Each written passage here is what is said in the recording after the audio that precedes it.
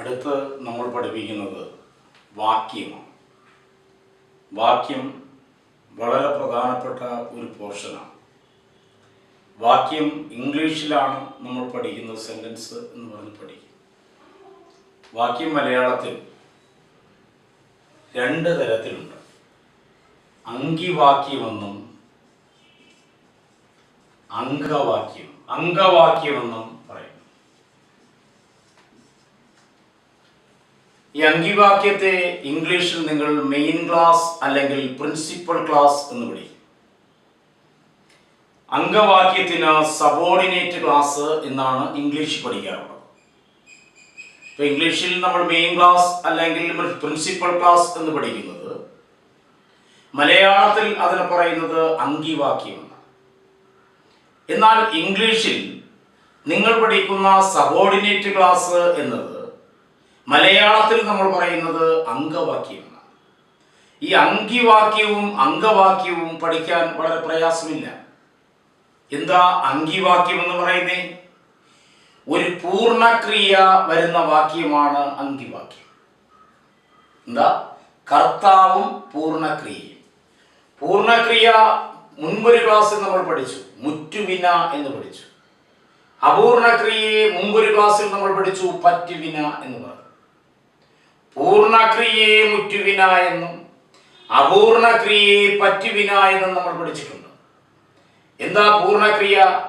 ഒരു ക്രിയയുടെ അടുത്ത് full stop ഇടാൻ നമുക്ക് കഴിഞ്ഞാൽ, ഒരു ക്രിയയുടെ അടുത്ത് ഫുൾ സ്റ്റോപ്പ് ഇടാൻ നമുക്ക് കഴിഞ്ഞാൽ അതാണ് പൂർണ്ണക്രിയ. ഉദാഹരണം നോക്കുക. പഠിച്ചു, ഫുൾ സ്റ്റോപ്പ് ഇട്ടു, ഇതാണ് പൂർണ്ണക്രിയ. എന്നാൽ പഠിച്ച എന്നെഴുതിയാൽ ആ ക്രിയയുടെ തൊട്ടടുത്ത് നമുക്ക് ഫുൾ സ്റ്റോപ്പ് ഇടാൻ കഴിയില്ല. അതുകൊണ്ടാണ് അതിന് അപൂർണക്രിയ എന്ന് പറയണേ. ഇത് പൂർണ്ണമായിട്ടില്ല. എന്നാൽ ഇവിടെ തൊട്ടടുത്ത് നമ്മൾ കുട്ടി എന്നെഴുതിയാൽ ഇനി ഫുൾ സ്റ്റോപ്പ് ഇടാം. മനസ്സിലായി കാണുമല്ലോ.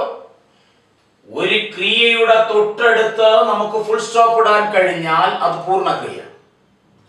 ക്രിയയുടെ തൊട്ടടുത്ത് ഫുൾ സ്റ്റോപ്പ് ഇടാൻ കഴിഞ്ഞില്ല എങ്കിൽ അത് അപൂർണക്രിയ എന്നാ പറയണേ. അങ്ങനെ ഒരു പൂർണ്ണക്രിയയും കർത്താവും വരുന്ന വാക്യമാണ് അങ്കിവാക്യം. ഒരു അപൂർണക്രിയ വരുന്ന വാക്യമാണ് അംഗവാക്യം. രാമൻ ഉറങ്ങി. ഇവിടെ നോക്കുക. രാമൻ എന്നത് കർത്താവാണ്, ഉറങ്ങി എന്നത് പൂർണ്ണക്രിയയാണ്. ഇതാണ് അങ്കിവാക്യം. സീത കുളിച്ചു. രാജു പഠിച്ചു. ഇതെല്ലാം പൂർണ്ണക്രിയയാണ്. കർത്താവും പൂർണ്ണക്രിയയും വരുന്നതാണ് അങ്കിവാക്യം. എന്നാൽ രാമൻ ഉറങ്ങിയപ്പോൾ ഇങ്ങനെ വരികയാണ്. രാമൻ ഉറങ്ങിയപ്പോൾ സീത വന്നു. നോക്കുക. അപ്പൊ ഇവിടെ വരുമ്പോൾ സീത വന്നു എന്നതാണ് അങ്കിവാക്യം. രാമൻ ഉറങ്ങിയപ്പോൾ എന്നത് അംഗവാക്യമായി മാറുന്നു. മനസ്സിലായി കാണും. ഉറങ്ങിയപ്പോൾ അപൂർണക്രിയ, അവിടെ ഫുൾ സ്റ്റോപ്പ് ഇടാൻ കഴിയില്ല. അപ്പൊ രാമൻ ഉറങ്ങിയപ്പോൾ എന്നത് അംഗവാക്യം, സീത വന്നു എന്നത് അങ്കിവാക്യം. മനസ്സിലായി കാണുമല്ലോ. ഒരു പൂർണ്ണക്രിയ വരുന്ന വാക്യമാണ് അങ്കിവാക്യം, ഒരു അപൂർണക്രിയ വരുന്ന വാക്യമാണ് അംഗവാക്യം.